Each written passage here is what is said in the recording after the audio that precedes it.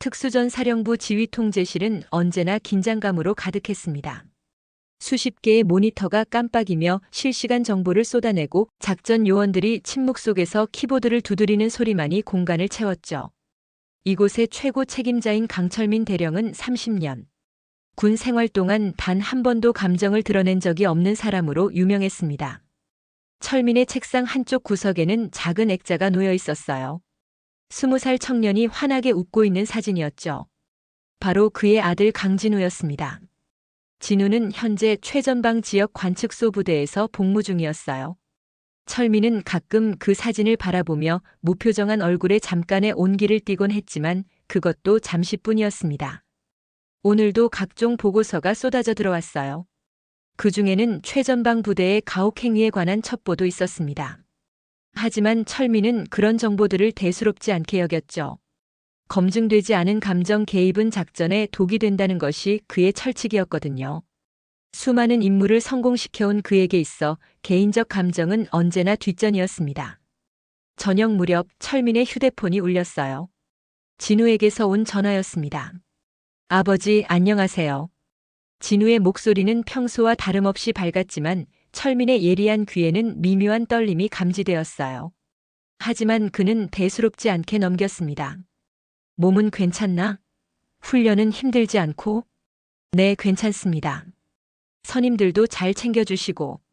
아버지도 몸 조심하세요. 통화는 길지 않았어요. 하지만 전화를 끊고 난 후에도 철민은 왠지 마음 한편이 무거웠습니다.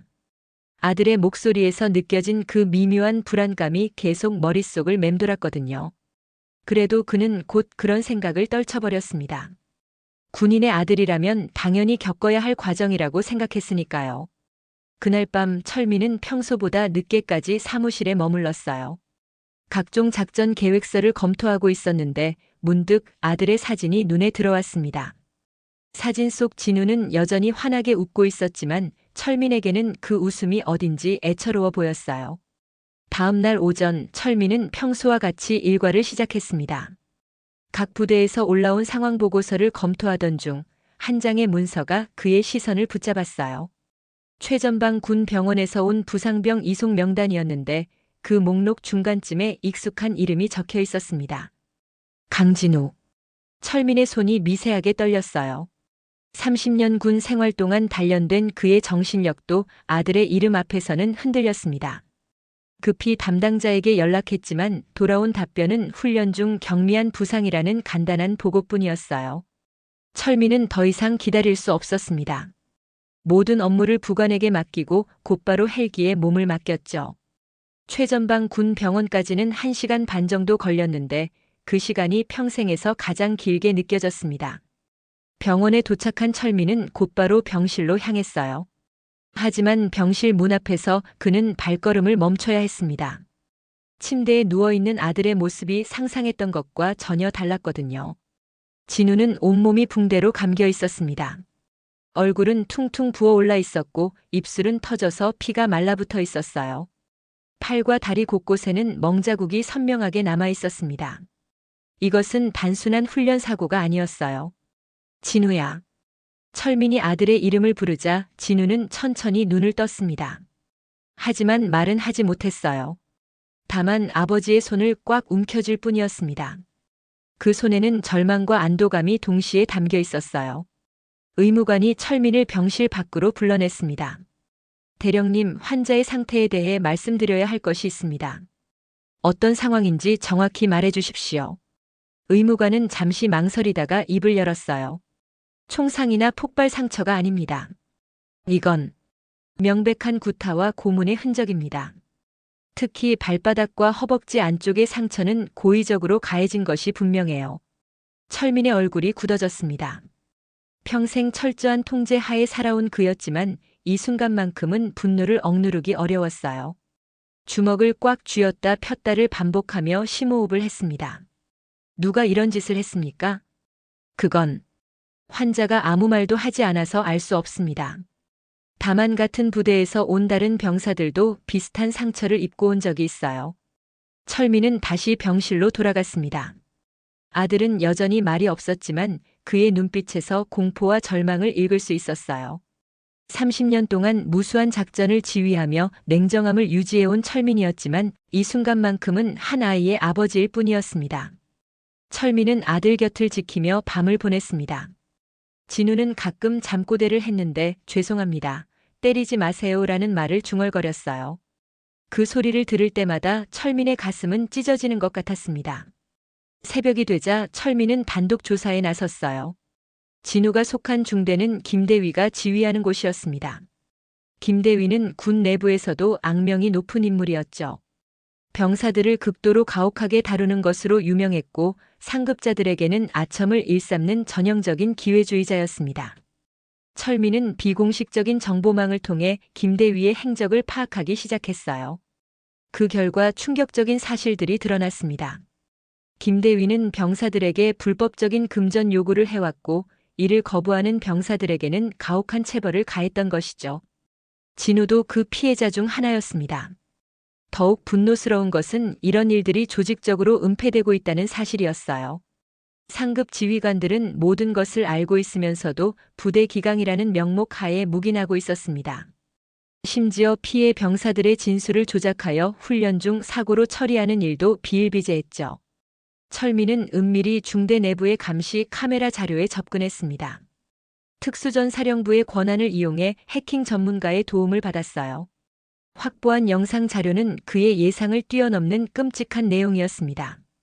화면 속에서 진우는 무릎을 꿇고 앉아 있었어요. 김대위와 몇 명의 고참 병사들이 그를 둘러싸고 있었습니다. 김대위는 진우의 뺨을 때리며 소리를 질렀고 고참들은 그의 몸을 발로 차고 몽둥이로 때렸어요.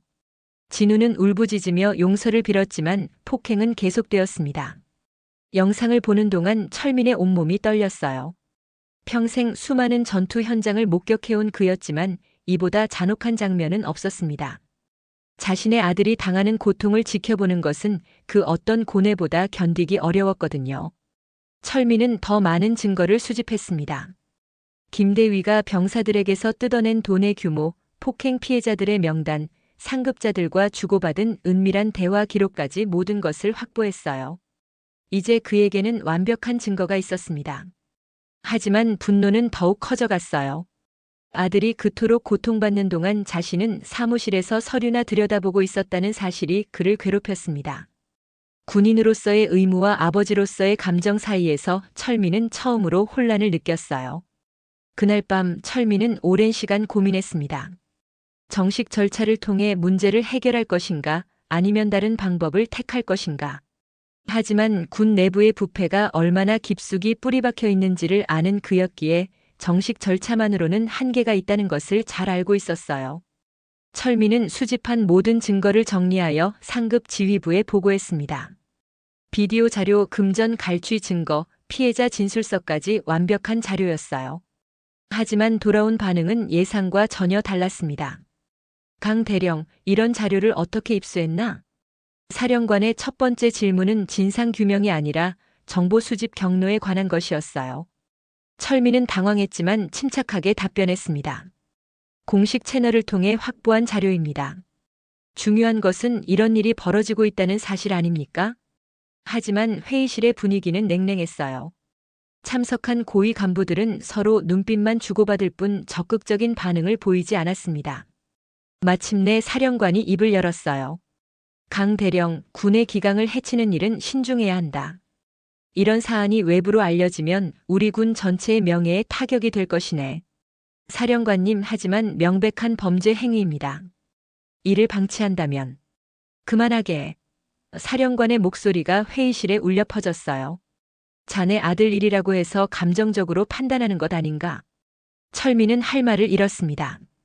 30년 군 생활 동안 한 번도 의심받지 않았던 그의 공정성이 의심받는 순간이었어요. 며칠 후 더욱 충격적인 일이 벌어졌습니다. 철민에게 감찰 조사 통보가 내려진 것이죠. 혐의는 직권 남용을 통한 불법 정보 수집이었어요. 오히려 진실을 밝히려 한 그가 조사 대상이 된 것입니다. 동시에 김대위 사건과 관련된 모든 증거 자료가 압수되었어요. 공식적으로는 보안상 민감한 자료라는 이유였지만 실제로는 사건을 덮기 위한 조치였습니다. 심지어 진우가 입원한 병원에도 압력이 가해져 진료 기록이 수정되었어요. 철민은 이제 완전히 고립되었습니다. 동료들도 그를 피하기 시작했고 부하들도 눈치를 보며 거리를 두었어요. 하지만 이런 상황이 오히려 그의 결심을 굳혔습니다.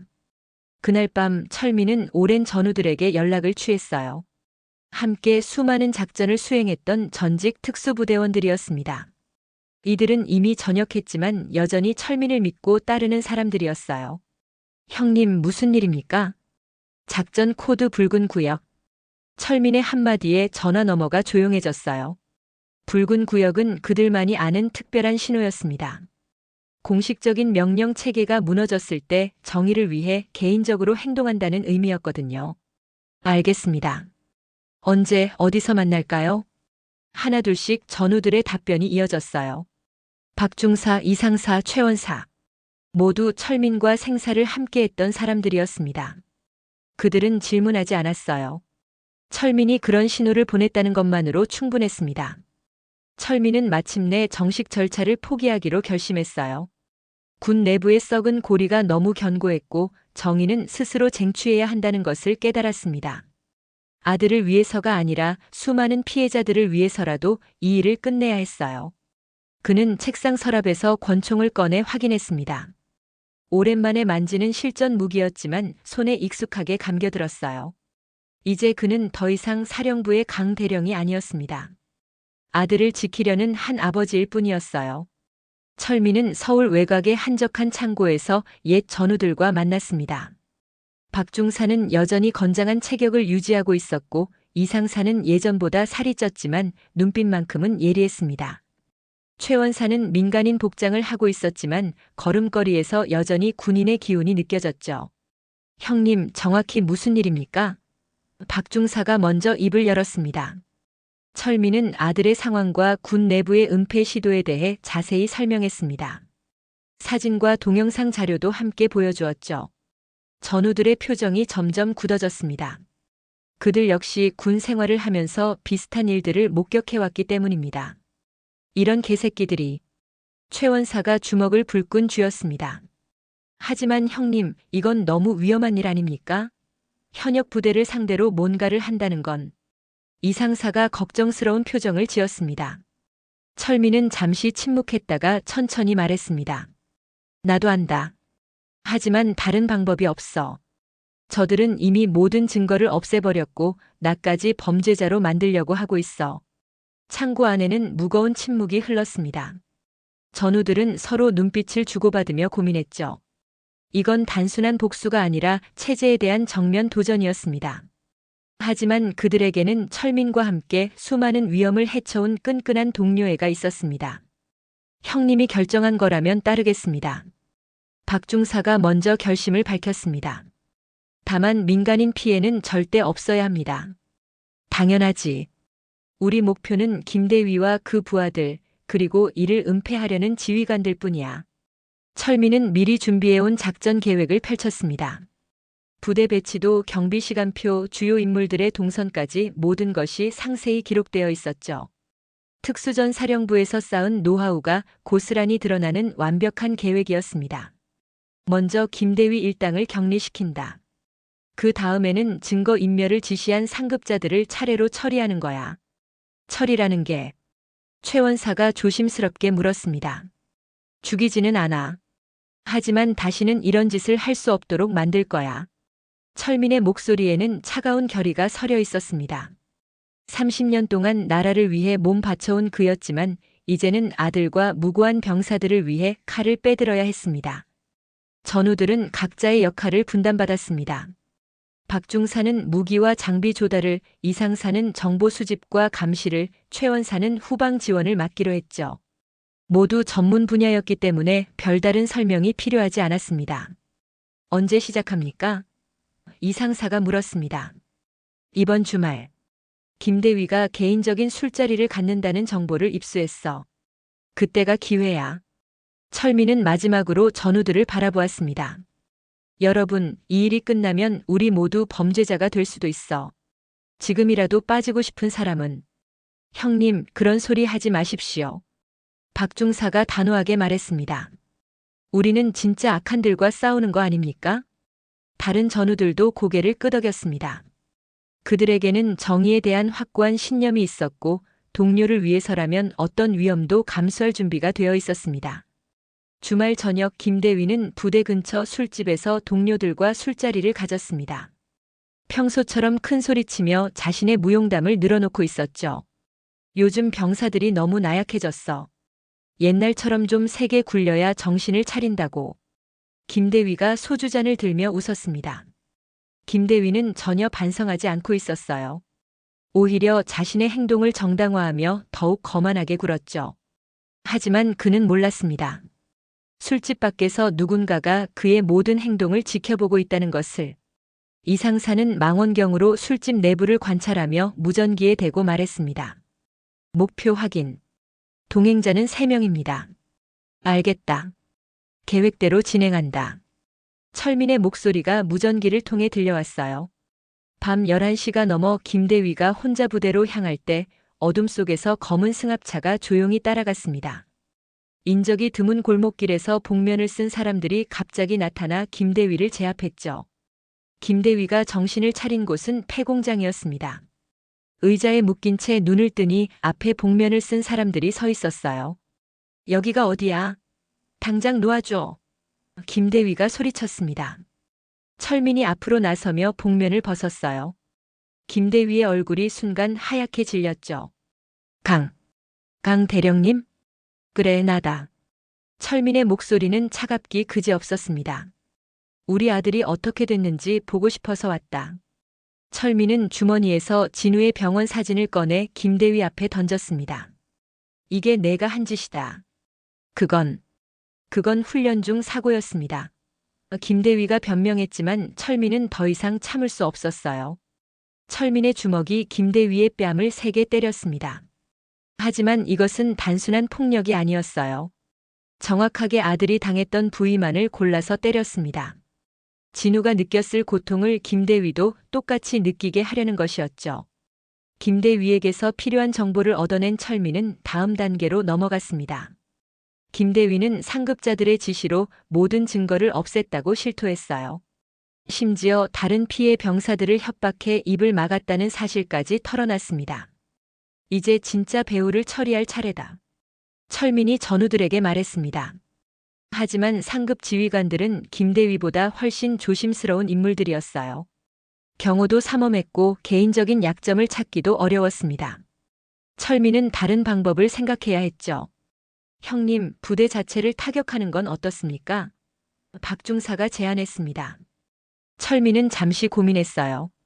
부대에는 무고한 병사들도 많았습니다. 하지만 이 썩은 조직을 그대로 둘 수는 없었죠. 무기고와 지휘부만 타격한다. 인명 피해는 최소화하고. 철민은 부대 내부 구조를 완벽하게 파악하고 있었습니다. 특수전사령부의 권한으로 모든 도면과 보안 시스템을 열람할 수 있었거든요. 새벽 3시 부대는 조용했습니다. 야간 근무자들만 몇 명 있을 뿐이었어요. 철민과 전우들은 후문을 통해 침입했습니다. 이상사가 미리 보안 카메라를 무력화시켜놨죠. 20분 안에 끝내야 한다. 철민이 시계를 확인하며 말했습니다. 박중사는 무기고로, 최원사는 통신실로, 이상사는 지휘부로 향했어요. 철민은 가장 중요한 목표인 사령실로 갔습니다. 폭발물을 설치하는 동안 철민의 마음은 복잡했어요. 30년 동안 지켜온 부대를 자신의 손으로 파괴한다는 것이 쉽지 않았습니다. 하지만 아들의 고통받는 모습을 떠올리니 망설임이 사라졌죠. 설치 완료. 하나씩 무전이 들어왔습니다. 철민도 마지막 폭발물을 설치하고 부대를 빠져나왔어요. 안전한 거리에서 리모컨을 꺼내 들었습니다. 이것으로 끝이다.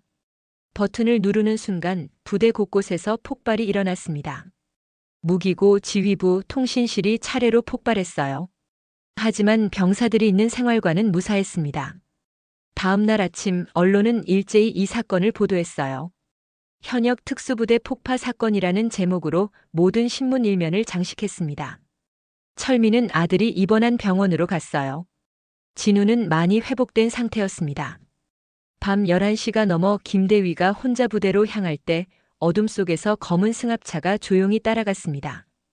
인적이 드문 골목길에서 복면을 쓴 사람들이 갑자기 나타나 김대위를 제압했죠. 김대위가 정신을 차린 곳은 폐공장이었습니다. 의자에 묶인 채 눈을 뜨니 앞에 복면을 쓴 사람들이 서 있었어요. 여기가 어디야? 당장 놓아줘. 김대위가 소리쳤습니다. 철민이 앞으로 나서며 복면을 벗었어요. 김대위의 얼굴이 순간 하얗게 질렸죠. 강 대령님? 그래, 나다. 철민의 목소리는 차갑기 그지없었습니다. 우리 아들이 어떻게 됐는지 보고 싶어서 왔다.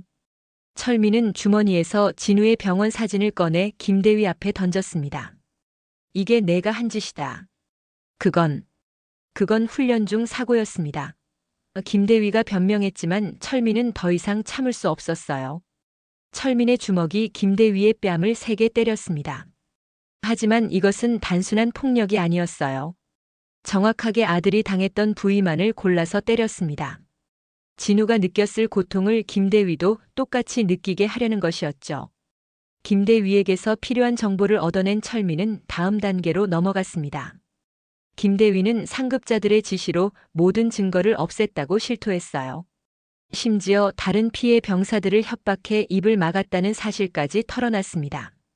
이제 진짜 배우를 처리할 차례다. 철민이 전우들에게 말했습니다. 하지만 상급 지휘관들은 김대위보다 훨씬 조심스러운 인물들이었어요. 경호도 삼엄했고 개인적인 약점을 찾기도 어려웠습니다. 철민은 다른 방법을 생각해야 했죠. 형님, 부대 자체를 타격하는 건 어떻습니까? 박중사가 제안했습니다. 철민은 잠시 고민했어요. 부대에는 무고한 병사들도 많았습니다.